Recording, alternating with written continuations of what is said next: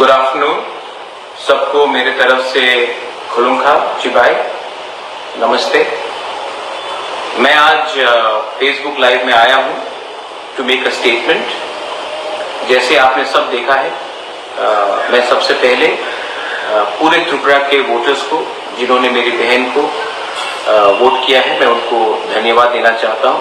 बेलाइनो हमबाई, आपने हमारा कैंडिडेट को सपोर्ट किया और जिताया, उसके लिए मैं आप सबको थैंक यू बोलना चाहता हूं, दिल से थैंक यू बोलना चाहता हूं। हमने बहुत सोच समझ के एक जॉइंट कैंडिडेट दिया था जो तिपरासा का बात दिल्ली में रखे, और मेरा यही उम्मीद रहेगा कि जो हमारा फाइट है, जो हमारा स्ट्रगल है, जो हमारा कॉन्स्टिट्यूशनल सोल्यूशन है, वो बात को अगर दिल्ली में पार्लियामेंट के अंदर और होम मिनिस्ट्री के अंदर अगर अपने सम्मान से और अपने पॉइंट ऑफ व्यू से रखना है, तो मेरी बहन जो अभी आपके वोट से ईस्ट त्रिपुरा से जीती है, वो उसको रखेगी और मैं भी उनके साथ रहूंगा। दूसरा बात है कि मैं अपने सब वॉरियर्स को एक अपील करना चाहता हूं। आज हम लोग जीते हैं, आज हम लोग जीते हैं और कोई और हारा है। पहले हम लोग हारते थे और कोई और जीतता था। हार जीत रहेगा, लेकिन जिसने आज कांग्रेस को वोट किया है, जिसने आज सीपीएम को वोट किया है, जिसने आज इंडिपेंडेंट या नोटा किया है, वो भी हमारे तिपरासा लोग। हमारा फाइट कॉन्स्टिट्यूशनल सोल्यूशन के लिए है, हमारा अधिकार के लिए है, हमारे गरीब बुकुंबारा तिपरासा के लिए है, हमारे नेक्स्ट जनरेशन के लिए, हमारे यूथ के लिए। और अगर आज जीतने के बाद आपने जो तिपरासा जिसने सीपीएम को वोट किया या कांग्रेस को वोट किया या इंडिपेंडेंट को वोट किया, उनके ऊपर अगर आप आक्रमण करते हो, उनके साथ आप फाइटिंग करते हो, तो नुकसान हमारा कम्युनिटी का।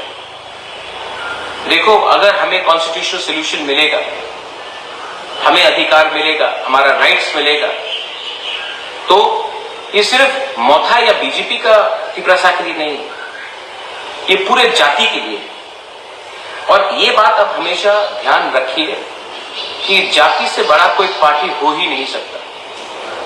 थोड़े दिन पहले मैंने देखा कि कुछ फाइट हुआ, जब तिपरासा को मारता है और लोग आके मुझे कहते हैं, अरे मुबागरा, वो तो सीपीएम का था, वो कांग्रेस का था, वो यहां का था, वो भी हमारा ही तिपरासा है। ये ध्यान रखे चलिए कि हम लोग सिर्फ 30% है, और अगर 30% एक दूसरे के संग फाइट करते रहे तो आपको कुछ मिलने वाला नहीं है।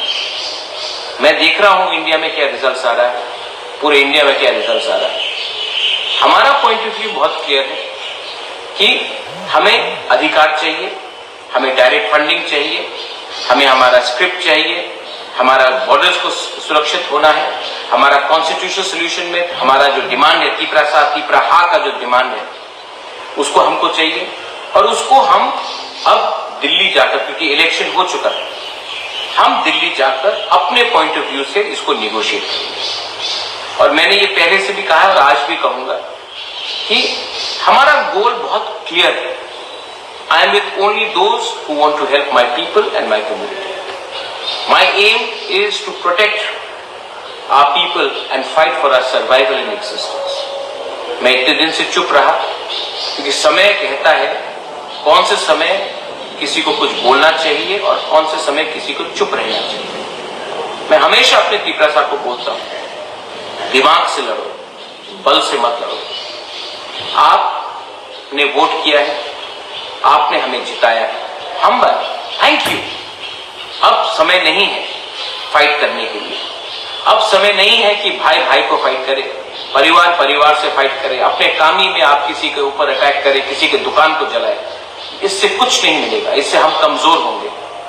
अगर हमको आगे बढ़ना है तो हमें एक होकर एक आवाज में, नॉट एज मोथा और BJP But as Tiprasars, as you may be in any party, Congress, BJP, CPM, IPFT, INPT, independent, whatever party, we have to speak as one. Only then we can achieve something. 2025-26 में delimitation है, उससे पहले हमको कुछ चाहिए। आज अगर लोग हमारे जमीन में आकर, हमारे फॉरेस्ट में आकर सेटल हो जाते हैं, हम उनको हटा नहीं सकते। उसके लिए कानून चाहिए। आज हमारे बच्चे लोग जो इंग्लिश मीडियम स्कूल में पढ़ना चाहते हैं, जो अच्छे जिंदगी बनाना चाहते हैं, उनके लिए हमें कानून चाहिए। आज अगर एडीसी में डायरेक्ट फंडिंग आता है और हम आपको नौकरी दे सकते हैं, सिर्फ भाषण नहीं, नौकरी दे सकते हैं, उसका ही कानून चाहिए। और आज अगर हमें कुछ चाहिए तो एक बार मेरे दोस्त, मेरे लोग, stop thinking as political parties, start thinking as a जाति, not against anyone but for the future of our. बहुत लोगों को कुछ लगता होगा कि मैं इतने दिन तक चुप क्यों था। चुप इसलिए हूं क्योंकि राइट टाइम में राइट डिसीजन, राइट टाइम में अपना कमिटमेंट दिखाना पड़ता है। फिर से दलाइनो हाम्बाई, आज पूरे इंडिया में रिजल्ट्स आ रहा है। अब देखते हैं कि आने वाले 1-2 घंटे में क्या होगा। जो जीते हैं मैं सबको थैंक यू, उनको कॉन्ग्रेचुलेट करना चाहता हूं। जो हमारे विरोधी भी हैं उनको भी मैं थैंक यू बोलना चाहता हूं। जिसने हमें गाली दिया लेकिन आज वो जीत रहे हैं, मैं उनको भी थैंक यू बोलना चाहता हूं। क्योंकि इलेक्शंस खत्म हो चुका है, हमारे देश को आगे जाना है।